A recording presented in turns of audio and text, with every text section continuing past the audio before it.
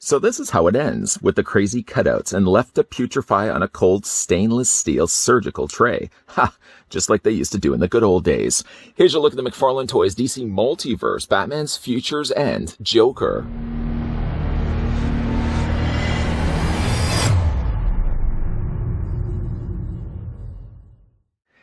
After the world was overrun by Brother Eye, the Joker succumbed to the monstrous computer intelligence, much like the majority of the world's heroes and villains. Unlike the others, Brother Eye chose not to assimilate Joker, instead deciding to keep him for a special purpose. While in prison, the Joker wasted away as was fed nutrients through a tube until his spirit broke, leaving him begging for death. Finally, though, Frankenstein arrived to fetch him, revealing that Batman had also been captured rather than killed.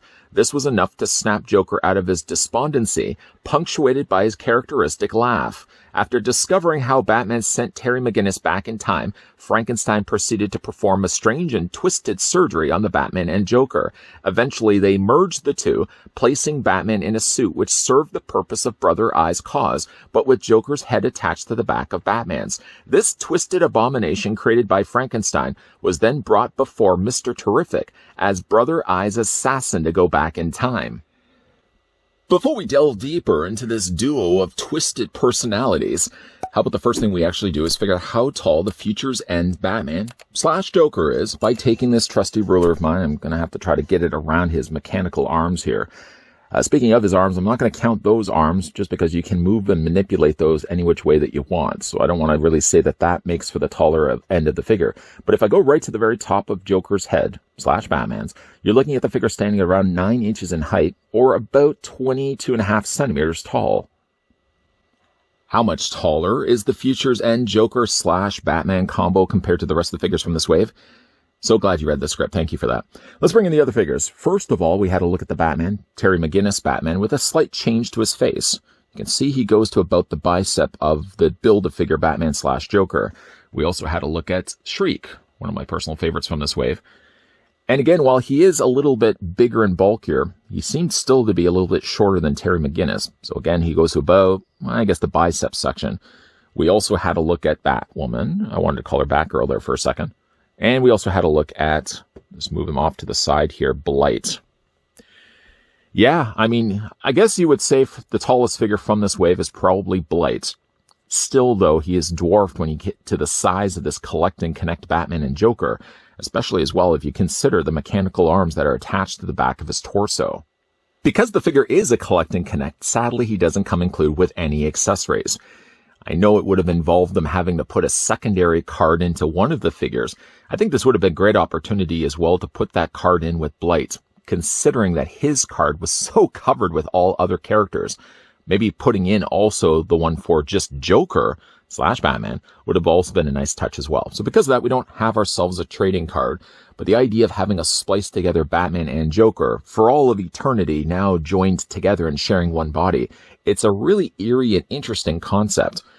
Now, over several figures, 4 to be exact, we have built ourselves the Batman, and of course now that we have it fully assembled, you have the option of either having it displayed as Batman or as displayed as Joker. And you can kind of already see which side I'm leaning more towards. I really like the idea of displaying it more as Joker. Let's go ahead and pick the figure up here for a second. The last thing we left off with when we had a look at Blight was we took the mechanical arms and we attached them to the back of his torso. I have since time, with a little bit of gap in between videos, taken the liberty of actually just made sure that those were plugged in properly so that the arms wouldn't come detached. You technically could really just leave the arms off completely if you wanted to, especially if you're a little bit more limited when it comes to space. At least, though, the arms are jointed, so you not only can bend them this way. First of all, let's look at the articulation on the arms. Like, the arms can swivel back and forth this way. You can also hinge them back and forth. There's a hinge joint right here that you can also bring the arms in. And then each one of the arms, well, I guess paired up by sandwiched on either side. This set of fingers can move back and forth by a pin joint right there. And then on the other side, you can actually move and manipulate these smaller hands as well. So you really can get it to the look that you want. I think for me, just because my shelf space is just a little bit higher than Batman here, I'm probably going to want to bring these arms just down a little bit so I can actually get the clearance. Even still, you can see how far of a reach those arms extend out by, but I do like the look of them. They could have afforded a little bit of extra color because, again, they're really only just relying on this gunmetal gray. it would have been really nice seeing as they're mechanical and all to add a bit of a wash to it. But it seems really across the board when it comes to these McFarlane releases that they don't put a lot of paint into it. And really when it comes to both Batman and Joker here, sort of sharing the duties, splitting the cost of the restaurant bill down the middle. Yeah, there really isn't a lot of paint really happening here for the figure. Let's talk a little bit about the head sculpts. I'm going to just move these arms back here for a second. Now, there are, again, the duality of having two different characters with two different personalities split down the middle. The main one, I guess, being Batman. We can spin that one around first so you can get a closer look at it. You can definitely see why he's annoyed, the fact that he has to share duties and bodies here with the Clown Prince of Crime. The head sculpt is good. I don't have really any issues with it. I like the way that they've sort of got it looking as if Batman and Joker's heads are sort of kind of molding together, something you would almost expect to see from a Hellraiser film. I think you see more of Batman's head sort of stretching into Joker's. It very much is a straight line down the middle. It would have been nice if they sort of could have gradually kind of had the transitioning of colors from the white of the Joker's face to the more darker gray on Batman's. But still, it's nice. The really interesting concept of being able to see both of the characters at the exact same time. His red eyes are certainly something you're not used to. I'm certainly not used to seeing when it comes to Batman. I like the dark kind of crimson red that they've went with. And again, you can certainly see there's anguish on Batman's face. Counterpoint to that, we can take the head sculpt and rotate it around. This, for me, is the way I'm going to be displaying the figure, because I think the Joker head sculpt is the better of the two. I'm not sure what video it was. Maybe it was the original Batman Beyond figure, the very first figure we looked at from this wave that I commented. It is really one of the better looking Batman Joker head sculpts. Not Batman Joker in the sense that they are sharing the duties, but just the fact that for getting a Clown Prince of Crime Joker, if they were ever to release just a classic Joker, which is still something I feel is territory that McFarlane Toys isn't covering. Sure, it's nice to tie in figures from Batman stories, the comic stories, and specific, like, single runs. It would be nice if they could just release a generic Joker, a generic Batman. I know I've said this a couple of times in previous reviews. That, I think, is hitting a market of collectors out there that maybe aren't as familiar with these storylines, but would definitely be willing to pick up a Joker if he just looked like a traditional-looking Joker. Why I say that is if they were to release a Joker, just a generic one with a purple long trench coat, I think this would certainly be one of the best head sculpts to go with. They would, of course, have to tweak it, remove maybe some of the cybernetic connection, and, of course, remove the back of Batman's head, because that would be a telltale sign that there's something not quite right with Joker. But yeah, if they just took this head sculpt alone and added a couple of ears on either side of it, kind of kept the core idea of this head sculpt still intact, it would definitely be one of the better looking Joker faces to go with. Ironically enough, this is one of the better Jokers we have gotten from the McFarlane DC Multiverse line. It's just funny the fact that this particular Joker head sculpt is sort of attached to the rest of Brother Eye's body here. As for the rest of the body, again, like when it comes to the sculpting of it, I'm not going to any bit argue the point that the sculpting of the body is really, really good on this. There is, yes, an opportunity that could certainly be made by the team to go in there and really paint in some extra details. Because while the sculpting is good, it really is just relegated to the dark gunmetal gray that they've went with pretty much for all of the body. Head to toe, or at least neck to toe, most of it is just the molded gray plastic. They have painted in at least the tubing here on the side in the green, not to mention Brother Eye's symbol here on his torso, which makes use of some nice additional silver. One little touch of detail I like is this little part on the top corner, where it sort of looks like a slightly melted away symbol so that they could actually put the tubes into the top of it. The neck is sculpted nicely as well. Really does. I get the vibe of a Borg, really, when I'm looking at this. And I guess to some extent, that's what Brother Eye was, assimilating characters into giving them this sort of design of body. It's just really interesting to see it as a Joker and Batman combination. Now, while one arm is kind of more traditional Batman, where he does have the spikes sticking out the sides of his gauntlet, much more sharper looking fingers, the other arm, unfortunately, has been completely removed in favor of this big giant cannon. And again, while it doesn't have a lot of paint going for it, what it does make up for it, though, is really nice, interesting sculpting. Kind of looks like a tank tread down below here as well. Yes, opportunities, I think, could be given this figure, and really across the board, all the figures from these lines of McFarlane DC Multiverse figures, they really could add a lot of additional paint to this. I mean, there really is so much opportunity, I think, that's missing here. The sculpting is great, don't get me wrong, but I think there's always an opportunity and chance for them to go in and sort of just paint in some of the things. Like, down below here, like they could have easily painted that maybe a much darker silver or a darker gray, just to kind of make it look different than the rest of the body, because it's so much of the same plastic, all the same coloring across pretty much all the limbs and all the aspects to his body. I really think, again, there's an opportunity made there where they really should start tweaking and adding extra paint to these figures. While the sculpting is good, paint, I think, would certainly make this figure look so much better than what it is right now. Okay, so let's talk about the articulation here on Batman and Joker. Starting first, of course, you can rotate the head all the way around, so you can decide for yourself. Do you want to go Batman one day, decide the next day, maybe you want to switch things around and change Joker? You can certainly do that. The head also, because it's on a ball joint, you can move it up and down. I find on Joker's side is where you can actually get a little bit more mileage when it comes to the head. You can have it looking down, you can have it looking up, and also back and forth. When you rotate it, though, to Batman's side, I find he can't look down. Maybe he can look just as much down. I found like Joker's head looked down a little bit further. But I found like with Joker's chin being slightly more longer, you can't bring his head up as high as when it was the Joker's side. When you spin Joker's around, you can see it seems to be able to look just a little bit higher up. We've already looked at the arms, so we're not going to spend a lot of time talking about that for articulation. When it comes to his arms, you can bring the arms out, not fully at a 90-degree angle bend, but you can bring them out to that's about 45 degrees. Careful, though, while you are doing this, that you don't, in the process, pop the forearms, pop the entire arms really off from the torso. Because like these little socketed joints, these were really big issues when we first had a look at the figure. When you get them out of the packaging, like you get the initial torso piece, these socketed joints, if you haven't had a chance to check out my review of the Batman figure, go back and have a look at that.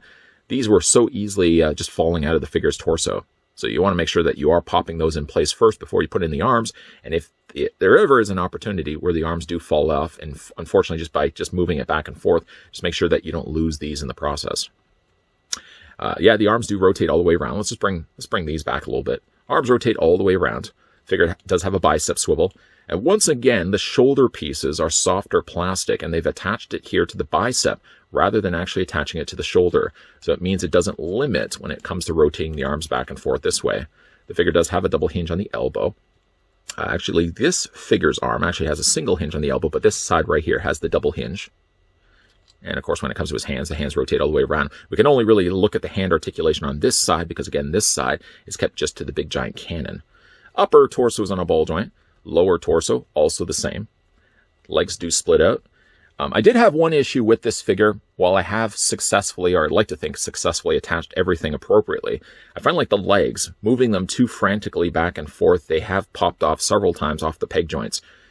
I think I've put them in as much in as I can possibly get them, but still, every once in a while when I'm moving the arms, the legs out, back this way, forward this way, I find like the legs just seem to keep popping out of their joints. You may have that happen a couple of times too when you finally assemble this figure. As for the knees do have a double hinge on the joint. What's interesting about the knees, and I don't know, I'm probably the only one that looks at this and sees this. I don't know, for some strange reason when I'm looking at this, it reminds me of the Batman Who Laughs. That's strange. It's probably a little bit strange. Double knit hinges on the knees, yes. When it comes to Batman's feet, Joker's feet, both of their feet, the feet go back and forth this way. There is an ankle pivot, and there is also toe articulation as well. Let me just also add, when it comes to this figure, I'm glad that he's the size that he is. Every once in a while, McFarlane isn't too bad for that, but when it comes to like Marvel Legends, we have been certainly graced in the past with super small figures where you sort of have to look at them and think to yourself, did this figure really need to be released as a Build-A-Figure or a Collect and Connect figure? But I feel like you're getting your money here when it comes to assembling this figure. Like you get a figure that's already bigger than the other one. So that's already one positive box to check off. But I think you're getting a pretty detailed figure as well. Still, though, it's common practice, it seems, that they're not painting these figures well enough. For all the features, all the very intricate sculpting that they put on Joker/Batman's body here, I think some additional paint would have really been appreciated. The sculpting is good, but it could have been a lot better with a little bit of paint just to add a little bit of extra love to it. Other than that, though, I really like the look of this one quite a bit. For me, when it comes to displaying the figure, I'm going to display it from the Joker side. But at least because you have the duality of the two heads sort of spliced together, you can decide for yourself one day to display it as Batman, and then the next day decide for yourself you want to have the Clown Prince of Crime take the center spotlight. Of all the Collect and Connect figures that we've had a look at here on this channel from the DC Multiverse line that McFarlane's team is doing, this one of Futures End Batman/Joker sits pretty high on that list. First of all, it's a bigger figure, so I feel like I'm investing something into a worthwhile, satisfying build when after I picked up all the 4 figures and I put this together. One of the good things also about this figure is the fact that you don't have to buy a lot of figures. It's pretty easy on your budget, first of all, to buy 4 instead of, say, 6, for example, to put together a figure. It really becomes frustrating when you're buying a collect and connect wave or a build a figure wave and you're buying like 6 to 8 figures and they come with like hands, or they come with forearms, or they come with, like, for example, a single head, and then you have to buy one that has the torso separately. They didn't at least go too cheap when it came to this release. You're getting only 4 figures, so first of all, to only buy 4 to get a figure like this, it's a little, again, easier on your budget. To be fair, yes, splitting this wave down the middle, one half of this wave was already figures we got before. I mentioned it already in other reviews at nausea, I'm sure. But we already got the Batman Beyond. Not bad for me, at least, but certainly bad for anybody that would have picked up the variant figure. Yeah, you're going to have to buy it again in order to get one of the parts for Futures and Batman Joker. The Shriek, I'm actually fine with. I like Shriek. Shriek looks cool. I just wish that we never got the unmasked Shriek.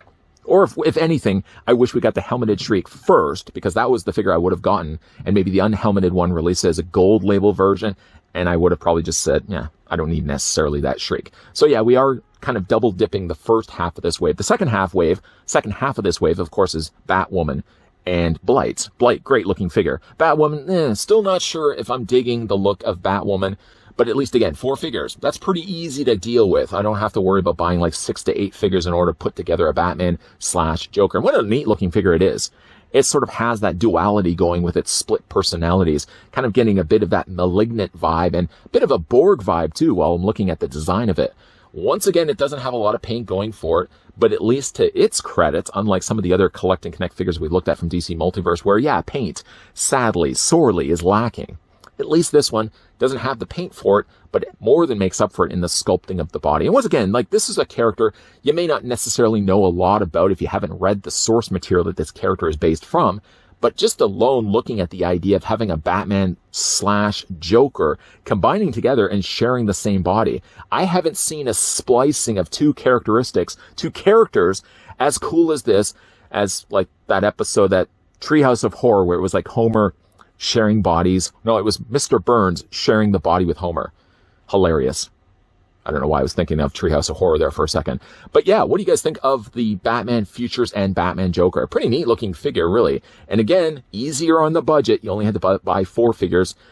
Nothing like those 6 to 8 build figure waves, and you have like one head in one figure. And another figure comes included with hands. And another figure comes included with the torso. And maybe one figure comes included with one leg, and then you have to buy the other figure for the other leg. Just trim it down. Trim it down is what I say. Trim it down to 4 figures. That's more than enough. Head and body, arms, legs. That's all you really need to do. And of course, you know, you've got the mechanical arms on the back of it. But what do you guys think, though, of Futures and Batman Joker? Let me know down below in the comments section. And if you have picked up this figure, which way are you displaying it? Are you displaying it as the Clown Prince of Crime, or are you displaying it as the Cape Crusader?